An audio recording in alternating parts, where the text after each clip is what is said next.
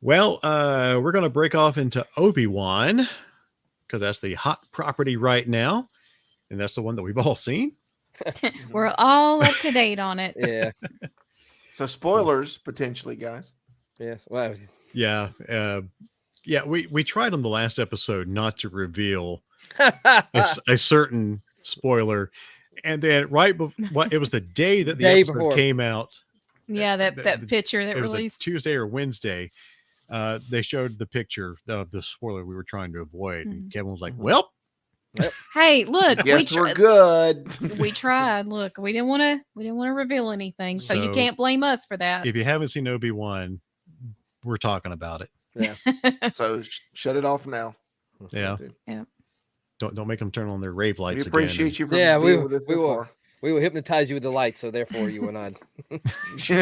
We'll flashy thank you. Not off mine. Just on storage. Guys, Vader is back and he ain't playing. So no, he's not. But let's talk about the spoiler. Oh yes, that we avoided last time because good night. She's adorable. Isn't she Yes. precious? God. Oh just my Leia. goodness.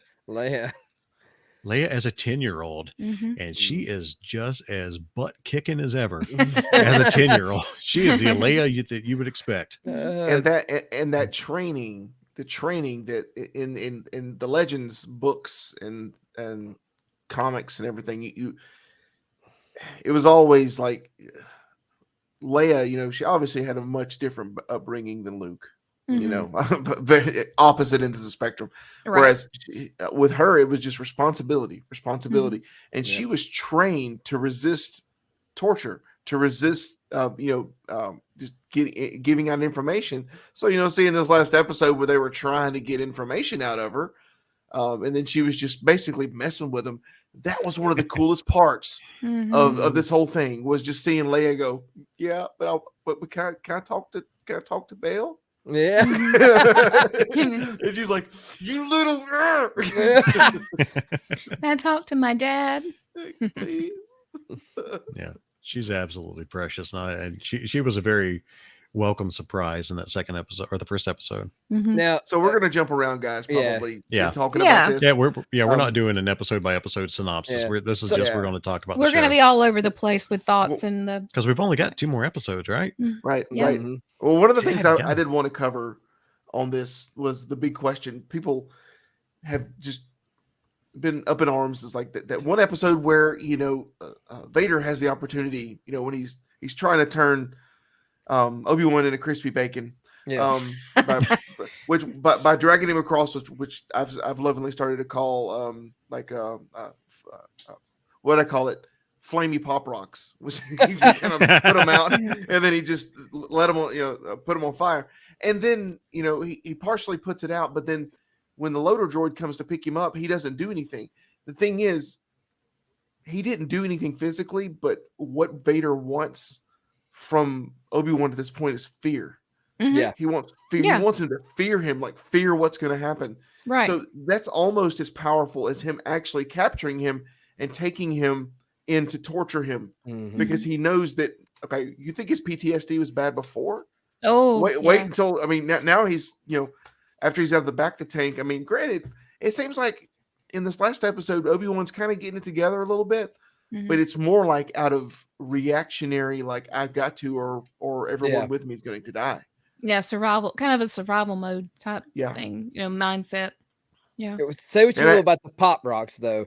I have to say though, I don't know what it is about Darth Vader and fire, but like a lot of those, whoever does the cinematography for the show is wonderful. Like that shot of him standing behind the fire and it just I burning know. up around it. It's so cool. Yeah. Yeah. And great you know shot. that was Hayden in the suit. Yeah, he's been in all Hayden the was suits, actually correct? in the suit. Right. And of course, let's talk about it. We've got James Earl being Vader again, which is just wonderful. I hope they got James Earl stuck in a recording booth for the next 4 or 5 years, just recording lines of Vader. So yeah. They seem to have figured it out now, because in Rogue One, James Earl's his voice just wasn't right. It was like you could tell that he was older, and they didn't really get it right. So I don't know if they voice coached him to enunciate better, now, or if they just have the right sound guy that was able to auto tune him to the point where I was about to say, it sounds right. Probably the technology has also helped. I'm sure like it's kind of a, what do you say, a filter or something, but I'm sure, it's a combination of point A and point B. And the fact that Vader, when he had the battle with Obi-Wan, you notice he never even used the two-handed stance. It was just full one hand, right hand, just tearing him down.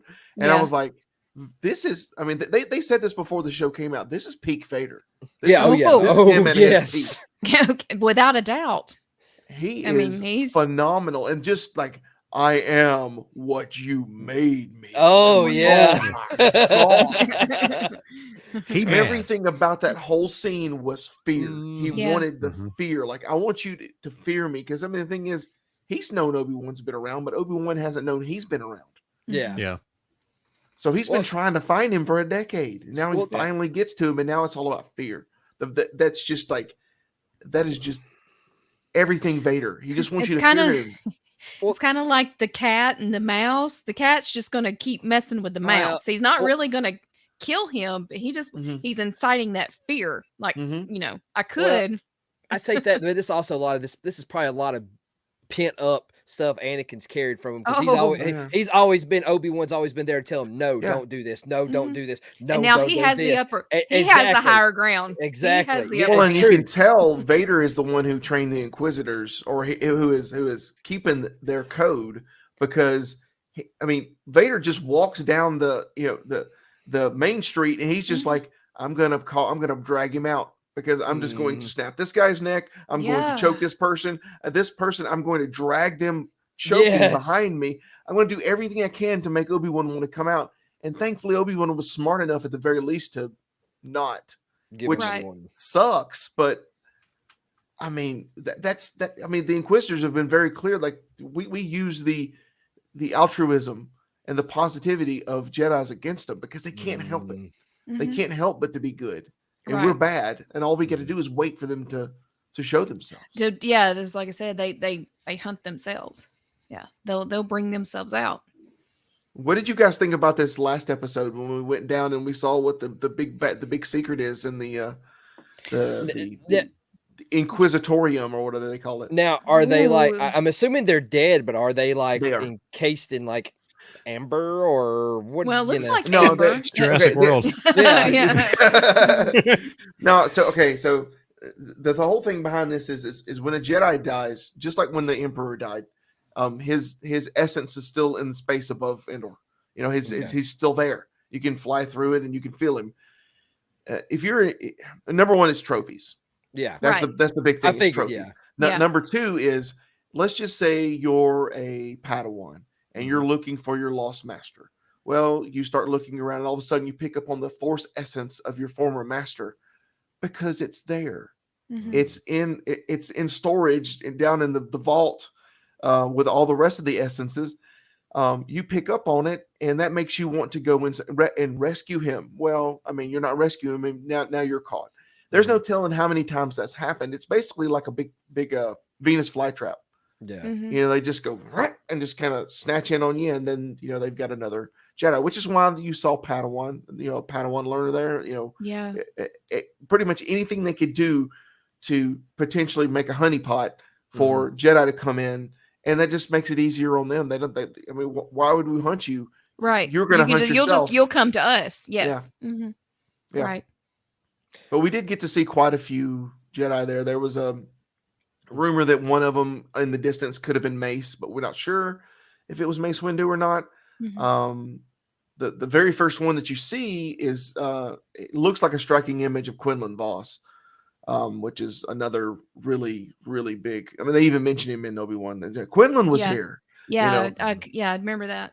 Yeah, so Quinlan Vos could have potentially been one of those there, but we don't know. They haven't confirmed it yet, and we may never get a confirmation out of it. But that scene was definitely very unexpected. However, the whole breaking out of the the whole escape scene, that was so Dave Filoni. They might as well have just said this is Dave Filoni's scene. Yeah, because that's what you were saying. What is it about Dave Filoni and water and everything and escaping? like Yes, gosh. But this series, yeah, we've got 2 episodes left, and I'm hoping that we get another, at the very least, another battle between Obi-Wan and Vader. We may not, but that would be really nice to get another battle between him. I think so, because I mean, you would think I'm just guessing here. So Leia is how old in this? She's 10? 10. 10. And I would say Carrie was what, in her mid-20s? Or, well, I'm just saying, like, time frame wise. Just like 18, 19. 18, Yeah. 19. So it'd be Yeah. 18 years. So, yeah. So I'm just saying, I'm trying to think, like, time wise, when Vader and Obi-Wan facing each other again. I mean, 18 years is a long time. So I'm just, Yeah.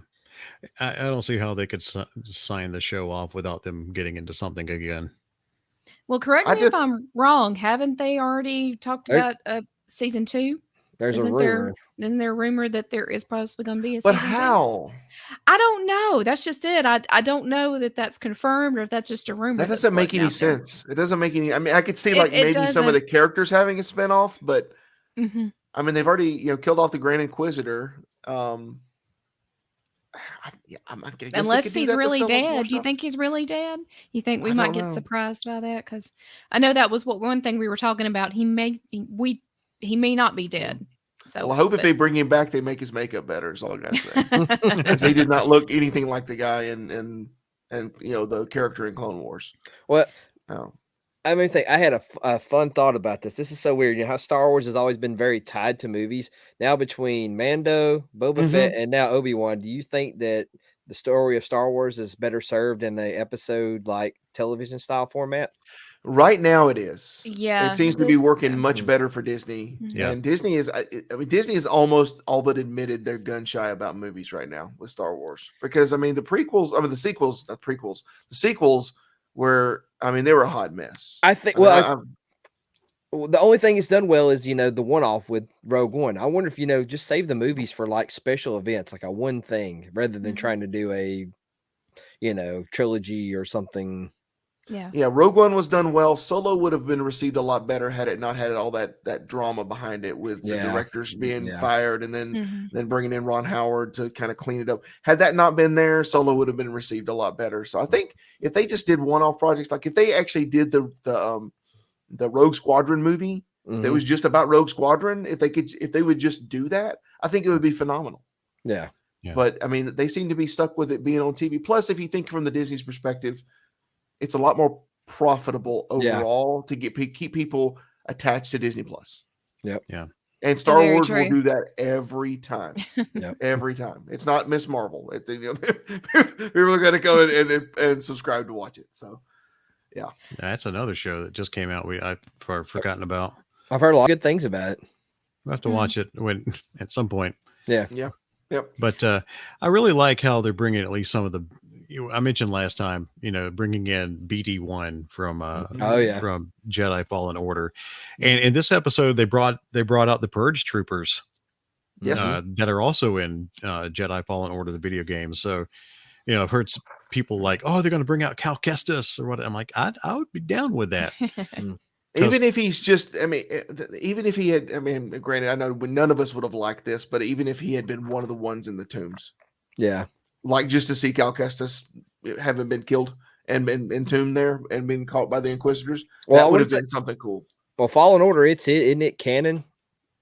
Mm-hmm. Yeah, because they're bringing characters in from it, and Vader's in it. Yep. And then they've got the sequel coming out. What, next year? Later this year? Next year? So, something like that. Yeah. I forgot what we said. Oh, I can't wait for that. My gosh, Well, let me think. You're talking about BD1 though. Like I said, we're going back to talk about Leia. What about our new cute droid? Little Lola. Oh, Lola. Lola's attractive. Lola's cute to the last scene of this last episode. Yeah, exactly. Well, and the thing is I know you guys, anybody that's seen it, can see the tie-in with Lola to Batteries Not Included. No doubt. Because the thing is a lot of people don't realize Macquarie also designed the little droids from Batteries Not Included as well, which is why there is such a obvious tie-in between the looks of them. So that's and now that we've got Lola, I've seen a lot more things coming out. Like I linked something to Brock the other day where someone had come out with a resin version of the Batteries Not Included, the three little droids. It seems to be like that's coming out now because I think people are seeing that Lola in there, and they're thinking, because I mean, she's very obviously the same style as Batteries Not Included, the movie. So yeah, and she was revealed at Star Wars Celebration. That's going to be an interactive toy. Yeah, I've already got 2 of them pre-ordered. Does she go in spy mode? We'll find out. Maybe with a little red eye. We'll find out. Evil Lola. Oh my gosh. Yeah, this series so far has been I don't know if I would go as far as to say it's exceeded my expectations. It probably will by the time it's done. But so far this is exactly what I would have expected, really. It's been entertaining. They've dropped some things that we've never seen before. They've pulled some things in. They're trying to pull the universe together. Right. From the video games and stuff. You can definitely tell that Disney has got someone now, Filoni. And between him and Favreau, Filoni is the big one, that they're actually pulling things together, and we're starting to see, crossovers of things and things being validated, like BD1, bringing BD1 in, they didn't have to do that, but they did it. Yeah. And to know, I mean, even though you know how it ends for Obi-Wan, how it ends for Leia, you know how it ends for Vader, the conclusion to their stories, but it's seeing that part of their life that you were never given that opportunity to see. So that's what's made it interesting for me in these backstories for their characters. Yeah, it's just like with Ghostbusters, with this potential animated series, that do we see what happens in between, Ghostbusters 1 and 2, or between Ghostbusters 2 and Afterlife? I mean, who knows? Yeah. Yeah, it's we know the ends, but it's always neat to get a little bit more meat on the bone of the stories. Yeah. Well, and people are still fixated. The big thing is people are fixated on, like, what is going to connect the age difference between Ewan McGregor and Sir Alec Guinness. And the thing is anytime anybody says that, I'm like, go back and look at Sir Alec Guinness when he played Obi-Wan. He wasn't that old. No, he wasn't. He just had a lot of gray hair. And it's like, bro, let me tell you something. You can get gray hair pretty fast. Yeah, you can. Look at us. That's right. I love the theory once Obi-Wan had, started having a direct interaction with Leia in the series. I was like, people were saying, well, the reason he's got gray hair is he has to deal with her. Yeah. For a while. It's like he just gets gray hair, and any parent knows that, right? He's got this sassy little 10-year-old, that's boy, she is sassy. Maybe your granddaughter. Fantastic.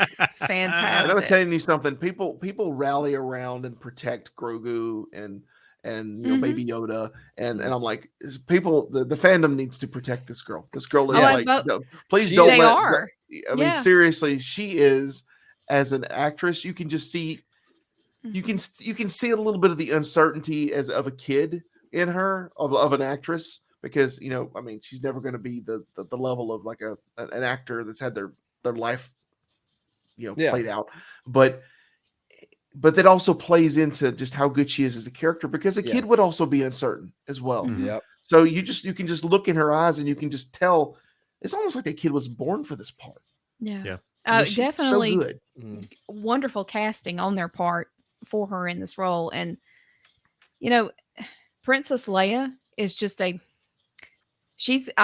mean, I could be wrong, but I feel hands down, she is the most beloved character of the Star Wars universe. Maybe people feel different than I do, but overall, like, no, I've never anybody been like, I don't like Princess Leia. No, I mean, I know what you mean. I'm just saying, like, nobody, she may not be their favorite character, but I can't think of nobody that doesn't not like her. I would think probably they're the most beloved overall. She's up there, but I think it would probably be R2D2. Oh, well, yeah. I mean, R2, because R2 was like the original Grogu. You're right. I mean, not just that, but R2 being probably the most explicit language droid of all time. Everything that he says, they have to bleep it out. That's right. Foul mouth droid. Yeah. Well, and Carrie herself acknowledged, what she did by being this character, and she'd say, "I'm her guardian." I'm the guardian of this character. And when she was, the fan interactions with her, she knew, how beloved she was. The character was to the fans. And this little girl playing her, and I'm sorry that I don't know her name, but this little girl playing her now has a lifetime income at conventions. Oh, you better believe. Yeah. Oh, hands down. No doubt about that. Don't burn your hands out at a young age. Yeah. Take care of them because you got a lifetime of signing. Okay. Yeah. I could not remember where I had seen her before, but do you remember watching that movie Bird Box? Did you ever watch that? Never saw it. Is she? Okay. But I know the girl. Is she the girl in it? She's the little girl in Bird Box. Oh, okay. Yes. Yeah, I know her name is Vivian Lyra Blair. Okay. Okay. Nice. I knew I had recognized her from somewhere, and I've never taken the time to look it up. But yeah, that's her. She's got a bright future. Wow. Yeah, definitely. And if her career doesn't pan out, then she'll be able to support herself very well in conventions and celebrations and everything that she can do. Yep. Enjoy celebrations the rest of your life, kiddo. Yep. Yeah. She's out. I am the young Leia. Because the thing is it's sad, but we don't have Leia anymore, right? Yeah. Mm-hmm. So she's Leia now. Yeah. Like they passed the crown to this kid, and she can. Whether she'll continue to do it, I don't know. But man, there's so much stuff they could do with Leia. So many stories that they could pull in. If they did a sequel, like you said, if there's a season 2 to this, which I think would be silly, but if they did do a season 2, my God, it's like season 2, Leia. I mean, there's a lot about Leia that we're learning at this stage in her life, and then there's still, there's still the time between even wherever this wraps up, and then New Hope. So I mean, there's a lot of time to cover in her life still. And the fact that she's just like, when we get to the movies, she's like, yeah, I don't know who this old man is. It's like, you literally saw him 8 years ago. He rescued you multiple times. Yeah, that's what I'm curious about, is how do we tie that together? But I have seen it mentioned on social media that it all makes sense now why she named her son Ben. Yep. Mm-hmm. So that poor girl, she just wants to get home to Alderaan so badly. I promise you I won't run away. She won't run away into the forest again. She's Leia, and she will. Eventually she won't have a forest though. She's got to get back to torching her cousin. That's what she's got to do. That's burying that smart aleck. Oh me. Well, I think before we wrap up this, I would like for Bo to give his Bacta tank. Oh yes, I have to say, between of course Boba Fett, Mando, and all this stuff, I'm assuming the Bacta tank must be the Robitussin of the Star Wars universe. That's all I can think about it. I mean, like it's you cut your leg off, throw you in the Bacta tank. You get burned, you get crispy bacon burned, throw you in the Bacta tank. It's absolutely a plot device for sure. Somebody needs to make up. I'd say somebody needs a meme now. They need to do that flex seal where the guy's slapping the hole. Injuries in Star Wars. Bacta tank. Bacta tank. It's just like in the military. If you had a finger fall off or something, they would give you Motrin. Yeah, that's all they give you. I'd say either Robitussin or for our older listeners, some Mercurochrome. The Bacta tank, Mercurochrome. I want you to know my mom just looked down at you right now and smiled a big old smile. Well, that's because my mother did the same. She applied Mercurochrome, that and methylate. I'm telling you. Two words I hated as a kid. Hey, growing up, for me, it was witch hazel. Witch hazel and everything. Ooh, that stuff stunk.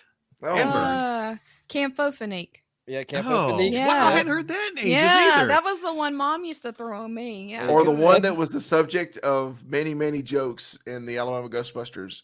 My packet of Anison. Anison, yep. You remember Anison? You had that for a long time. Who asked for Anison? Yeah. Do you still have it in your flight suit pocket? I know you had it in your flight suit pocket for your. Okay. It has probably been expired for about 10 years at this point. I was amazed Anison was still around. No kidding. So for just kind of fill folks in, since we're talking about it, at one point we were at a event. I don't even remember which one it was. I think it was just one of MS Walk, either Birmingham or Montgomery, one of the MS Walks.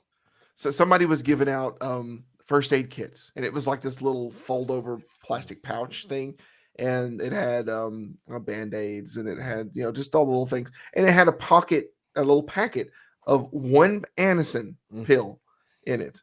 And I put that in my flight suit on because I have a Rothko and it has the little pocket on the side over here. And I put it in there and I forgot about it. And then every once in a while I would just be bored at an event. And I'd be going through all my pockets and I'd pull that out and go, "Hey guys, the Anderson's still going strong." And I would just show it to everybody and we get a laugh out of it. So it's probably still in my flight suit and it's just over there in that closet right over there. That I'm willing to bet you it's at least 10, 12 years old now. Well, bring it to Magic City Con and let's see. Okay. Like don't look like save it. Bring the flight suit to Magic City Con and then do a reveal for all of us, yourself included. And then have most of these newer people that are in the group will probably go, "What? What? Well, no, I don't know. This is Legends Kanan, guys. This is Legends. That's when we break out our canes and beat them all. Yeah.